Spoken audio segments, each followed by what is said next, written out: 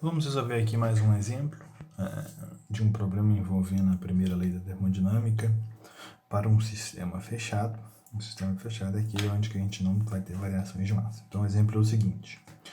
Um conjunto cilindro-pistão contém 20 litros de água a 500 kPa, 300 graus Celsius, como mostra a figura abaixo. Quando o pistão está apoiado nos batentes, né, que são essas duas marquinhas aqui, o volume ocupado pela água é de 10 litros. O sistema é resfriado até a temperatura de 25 graus Celsius. Determine, então, o trabalho realizado e o título no final do processo. Okay? Bom, primeira coisa é a gente identificar quais são as variáveis ou as grandezas, né, que vão se conservar. Então, a primeira coisa que a gente já falou é a massa se conserva. Né? Então, aqui a gente vai ter... Nós vamos trabalhar com 3 instantes de tempo diferentes. O instante 1 é o instante inicial. O instante 2 é o momento onde o pistão, esse gás já foi resfriado suficientemente e esse pistão vai descer até encostar no batente. Então, no ponto, a massa no instante 2 é exatamente no momento onde o pistão encosta nos batentes. E a massa em 3 é a massa final. Okay? Bom, o que mantém então a pressão desse gás nesse ponto, no ponto inicial? É a massa do pistão, que vai gerar um determinado peso e, consequentemente, uma pressão. E a pressão atmosférica, que está aqui do lado de fora. Então, são essas duas grandezas aí que vão manter essa pressão. Independentemente do volume que a água ocupa, se ela está nessa posição ou se ela diminuir aqui, chegar nessa posição aqui, a nossa pressão mantém a mesma. A pressão vai ser diferente quando esse pistão encostar nos batentes. No momento que ele encostar nos batentes, a gente então pode ter a redução de pressão, uma vez que esses batentes podem sustentar o peso do pistão. Então nós temos que a pressão inicial tem que ser igual à pressão 2, que é exatamente o momento onde que o pistão vai tocar os batentes aí, ligeiramente antes de tocar os batentes. Okay? Bom, depois que ele toca o batente, esse gás então ele vai reduzir a temperatura dele, porém, como o pistão aqui está no batente, o volume dele não pode mais alterar. Ele não vai conseguir, o pistão não vai chegar mais próximo aqui do fundo. Então, nesse processo, depois que ele encosta no batente, a gente tem um processo a volume constante. Então, nosso V2 tem que ser igual ao V3. Okay? Bom, para a gente calcular, então, o trabalho de um processo, em um sistema onde a gente tem a deformação do meu volume, né, ou deformação da massa que o volume está ocupando, é a integral de PDV. Né? Então, nós vamos calcular separadamente um trabalho para cada um dos processos. No processo 1, 2, nós temos aqui pressão constante, então essa vai ser a integral de 1 para 2.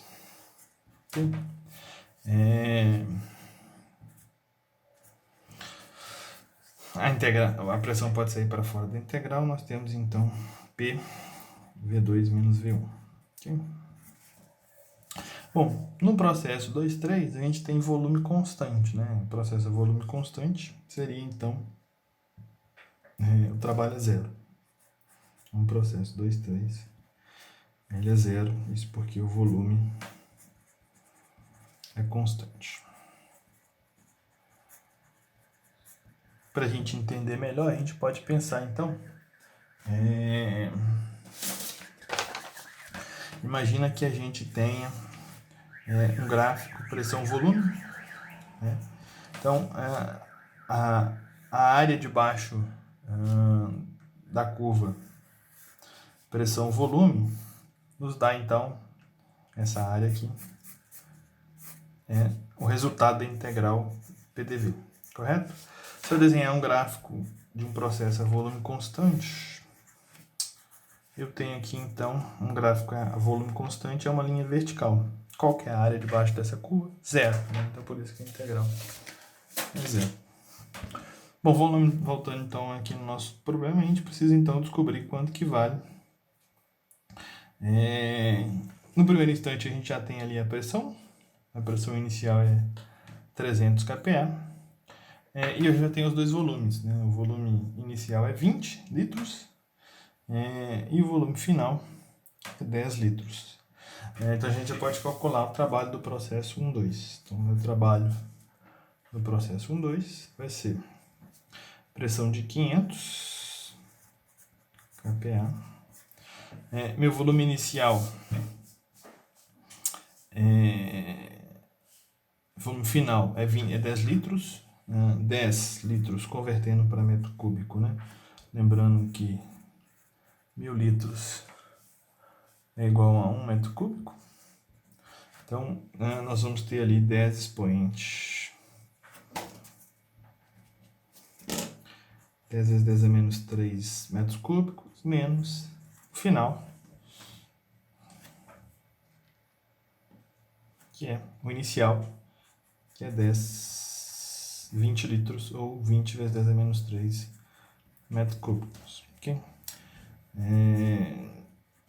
Isso vai nos dar, então, um trabalho de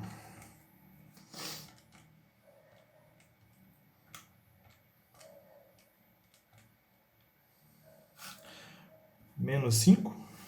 Né? Se a gente analisar a unidade aqui, nós temos, então, Pascal, que é a mesma coisa de Newton com metro quadrado. Esse metro quadrado corta aqui com metro cúbico, vai sobrar 1 metro em cima, então Newton vezes metro, joule, como eu tenho aqui, então tem menos 5 kJ.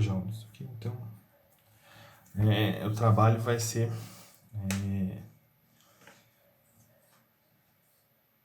nós vamos estar tirando, nós vamos adicionando trabalho aí para o meu sistema. A pressão atmosférica vai exercer trabalho sobre o meu sistema. Okay? Bom, em seguida ele pede então para a gente determinar o título no final do processo. Bom, para a gente determinar o nosso título, a gente vai precisar então da nossa massa. Né? A gente sabe que o volume específico é a massa, é o volume dividido pela massa. O volume do instante 3 eu já conheço, é o mesmo do instante 2. E se eu conhecer a minha massa, então eu consigo descobrir quanto que vale o meu V3. Dado tendo o V3 e a temperatura, tem duas propriedades termodinâmicas independentes que me permitem, então, descobrir quanto que vale o título.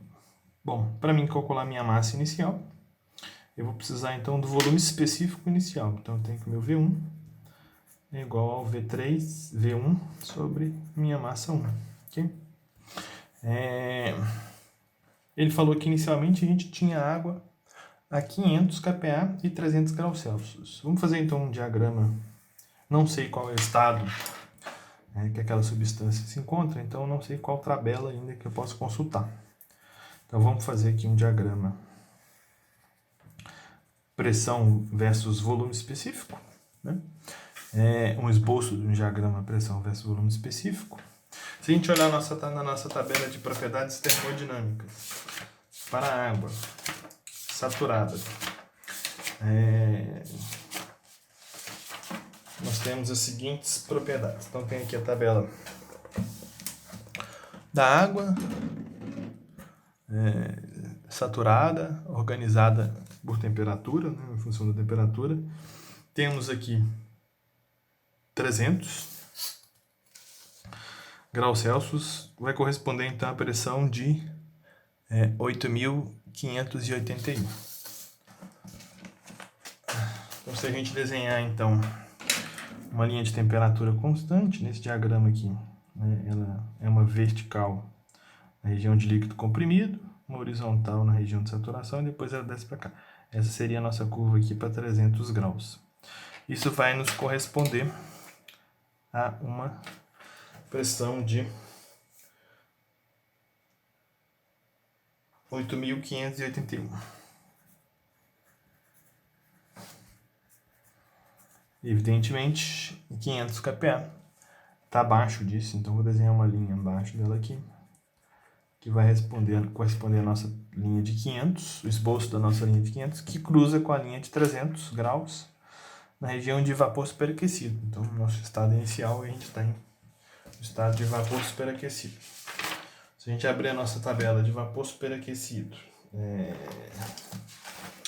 água, estado vapor superaquecido, nossa subtabela de 500, né?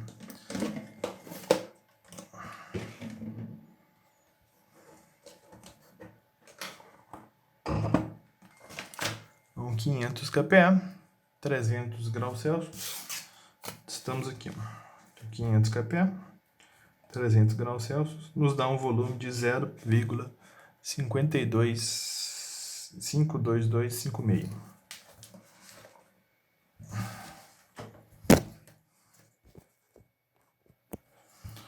Então, nosso V1 igual a 0,52256 metros cúbicos por quilograma.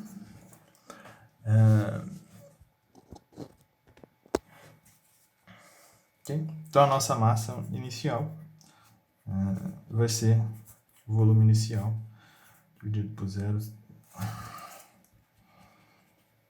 pelo volume específico inicial. Obtemos aí, então, o volume inicial de 20 vezes 10 a menos 3 metros cúbicos, dividido por 0,52256 metro cúbico por quilograma. Então, temos 20 dividido por 0,52256. Isso vai nos dar uma massa de 0,3827 quilogramas. Okay. Bom, temos então a 382 gramas aí de água nesse sistema. Uma vez que a gente tem a massa no ponto 3, que é a mesma do ponto 1, podemos então calcular quanto que vale o nosso V3. Nosso V3 então vai ser 10 vezes 10 a menos 3 metros cúbicos, dividido por 0,3827 quilogramas. Então, 10. Isso nos dá um volume de 0,026128 metros cúbicos por quilograma. Ok?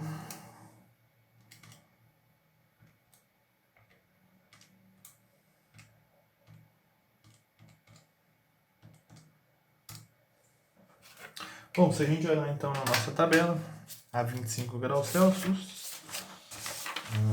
as propriedades da água, água saturada, em função da temperatura, 25 graus Celsius, a gente tem então que o nosso volume do líquido é 0,0103, nosso volume do vapor é 43,3593. Então a gente pode então calcular o título. O título então vai ser o V3 menos o VL dividido pelo VV menos o VL. Então temos 0,26128 menos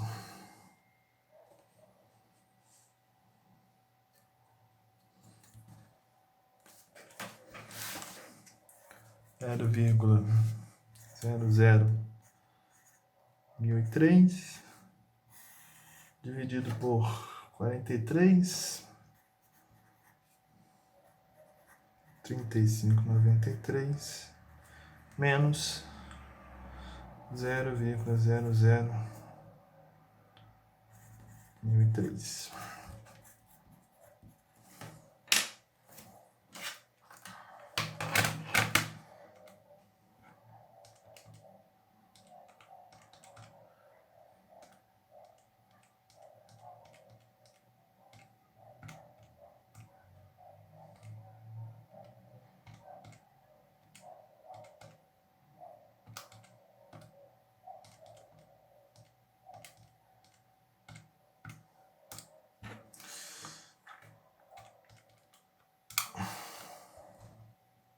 Isso nos dá um título, então, de 0,05758%. Bem próximo aí do líquido saturado, ou título igual a